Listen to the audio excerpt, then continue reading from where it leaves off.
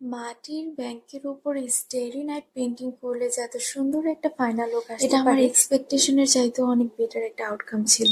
High, this is me বৃষ্টি, welcome to my another blog.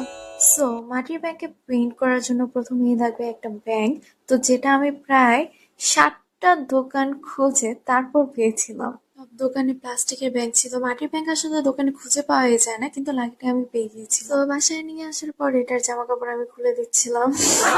Paint করার জন্য প্রথমে এটাতে একটা সাদা কোটিং দিয়ে নিতে হবে, যেটা দেওয়ার জন্য জেসো প্রয়োজন, কিন্তু আমার কাছে যেহেতু জেসো নাই সেহেতু আমি অ্যাক্রিলিক কালার দিয়ে এই কাজটা করে নিয়েছি। টাকা পয়সা সেভ করা খুবই টাফ একটা কাজ আমার মতো যারা খুব বেশি টাকা উড়ায় তাদের জন্য। আমি তো ব্যাংকে টাকা রাখলে পরের দিনই সেটা চামিচ দিয়ে কোচায় বের করে ফেলি। এখানে কিন্তু আমি একবার না প্রায় 2বার হোয়াইট কোটিং দিয়েছি, যেটা আমি ক্যামেরায় রেকর্ড করে নিই, এই জন্য খুব ভালো একটা ফিনিশিং আসছে। স্টারি নাইটের থিম যেহেতু ব্লু হয়, তাই এখানে আমি ব্লু এর 2টা শেড ইউজ করেছি। ফার্স্টে গাঢ় একটা ব্লু। ক্যানভাস বা অন্য কিছুতে পেইন্ট করা যতটা ইজি, মাটির ক্ষেত্রে তেমন